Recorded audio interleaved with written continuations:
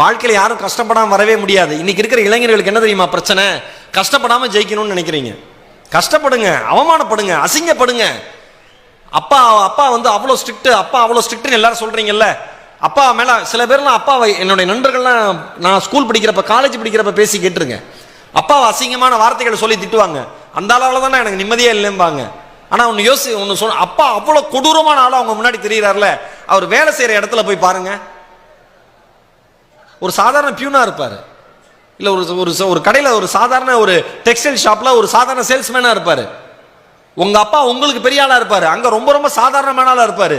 ஓனருக்கு செருப்படுத்து போடுறவரா இருப்பாரு, ஓனர் காரை தொடச்ச விடுறவரா இருப்பாரு, என்ன வேணா ஏன் கழிவறையை சுத்தப்படுத்துகிற தொழிலாளியா கூட இருப்பாரு. என்னை பொறுத்தவரைக்கும் யார் தெரியுமா உண்மையான தியாகி? தன்னுடைய குடும்பத்திற்காக, தன்னுடைய குழந்தைகளுக்காக, தன்னுடைய குழந்தைகளுடைய எதிர்காலத்திற்காக தன்னுடைய தன்மானத்தை அடகு வைத்து விட்டு ஒரு இடத்தில் வேலை செய்து அதற்கான வருமானத்தை வைத்து ஒரு குடும்பத்தை காப்பாற்றாம பாருங்க ஒரு ஆம்பளை, அவன் தான் தியாகி.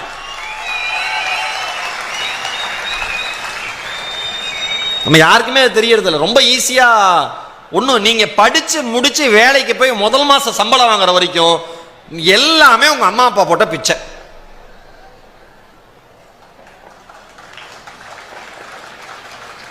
முதல் மாசம் சம்பளம் வாங்கி அடுத்த நாள் நீங்க வாழ்ற வாழ்க்கை தான் உங்க காலில், உங்க சொந்த காலில் நீங்க நிக்கிறீங்க, நீங்க வாழ்றீங்கிறதுக்கான அர்த்தம்.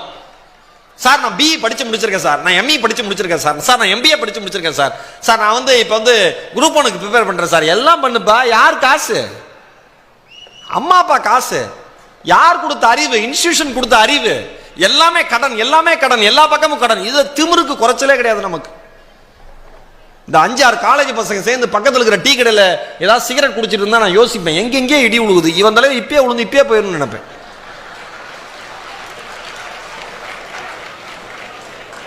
இன்னைக்கு பெருமையா போச்சு. இன்னைக்கு இருக்கிற ஜெனரேஷனுக்கு குடிக்கிறேன், தம் அடிக்கிறேன்னு சொன்னா அதெல்லாம் பெருமை.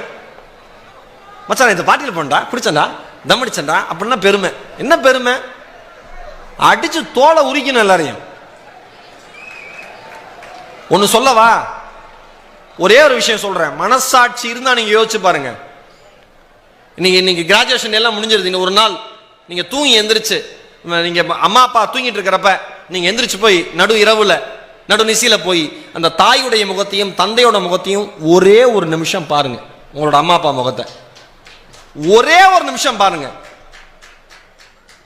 வாழ்க்கையில மொத்தத்தையும், வாழ்க்கை மொத்தத்தையும் உங்களுக்கு கொடுத்துட்டு எப்படியாவது என் பையன் முன்னேறிடுவான், கடைசி காலத்தில் உட்கார வச்சு 2 வாய் சோறு போடுவாங்கிற சின்ன ஆசையோடு அந்த 2 ஜீவன்களும் படுத்திருக்கிற அந்த விதத்தை பார்த்தீங்கன்னா வாழ்க்கையில் எந்த தப்பும் பண்ணணும்னு உங்களுக்கு தோணாது. எனக்கெல்லாம் வெறி நண்பா, வெறி. எங்கள் அம்மா காது கேட்காது. உலகம் முழுக்க ஈரோடு மகேஷோட பேச்சை கேட்டு சிரிக்கிறாங்க. ஈரோடு மகேஷ் பேசுனா கை தட்டுறாங்க. ஈரோடு மகேஷனுடைய தமிழ் உச்சரிப்பு அவ்வளோ அழகா இருக்கும்.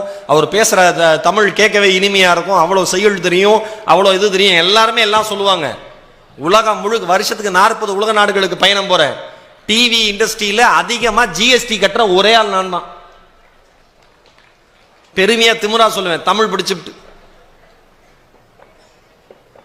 இன்கம் டாக்ஸ் நோட்டீஸே வந்துடும் வீட்டுக்கு. அங்க போய் பார்த்தா அங்கேயும் நம்ம ரசிகர்கள் தான். என்னப்பா சார் அப்படின்ட்டு அங்க ஒரு 1/2 மணி நேரம் பேசிட்டு கட்டிடுறேன் சார்ன்ட்டு வருவேன். அம்மா காது கேட்காது. சொந்தக்காரங்களாம் அவ்வளோ கிண்டல் பண்ணுவாங்க, இந்த குடும்பம்லாம் அவ்வளோ சிறப்பாக வராது அது இதுன்னு சொல்லிட்டு. அப்போ அதோட அர்த்தம்லாம் எனக்கு புரியல. வளர வளர அவர்கள் பேசின வார்த்தைகளுடைய வீரியும் வலியும் எனக்கும் இன்னொன்று மனசில் இருக்கு. எங்கள் அம்மா எதை பற்றியும் கவலைப்பட்டதில்லை. என்னை வந்து விகடனில் கேட்டாங்க, ஆனந்த விகடன் பத்திரிகையில் யார் உங்களுடைய ரோல் மாடல்னு கேட்டப்போ நான் அம்மான்னு சொன்னேன். ஏன் அப்படின்னா, தன் குழந்தைக்கு தனக்கு காது கேட்காதுங்கிற குறை தெரியக்கூடாதுங்கிறதுக்காகவே எனக்கு நினைவு தெரிஞ்சு ரொம்ப வருஷம் கழிச்சு தான் அம்மாவுக்கு காது கேட்காதுங்கிறது எனக்கு தெரியும். அவ்வளோ ஸ்மார்ட்டாக பிஹேவ் பண்ணுவாங்க. நானும் ரவுடி தான் படத்தில் நயன்தாரா மேடம் லிப் ரீடிங் பண்ணி கண்டு பேசுவாங்கல்ல, எங்கள் அம்மா 1000 நயன்தாரா.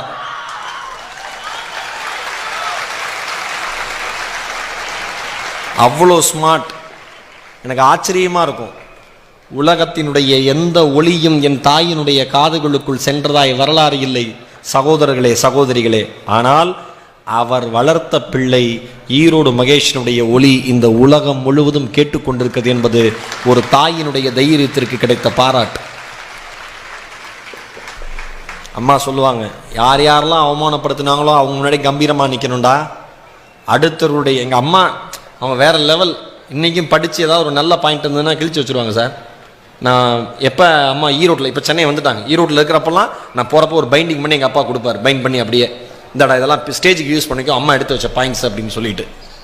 எங்கள் அம்மா சொல்லுவாங்க, அடுத்தவர்கள் உங்கள் மீது செய்கிற விமர்சனத்தை பற்றி கவலையப்படாதீங்க, யார் என்ன விமர்சனம் பண்ணாலும் கவலைப்படாதீங்க. எங்கள் அம்மா சொல்லுவாங்க, நடந்து போகிற காக்கா சட்டையில் எச்சம் போயிடுச்சு என்னடா பண்ணுவேன்னு கேட்பாங்க.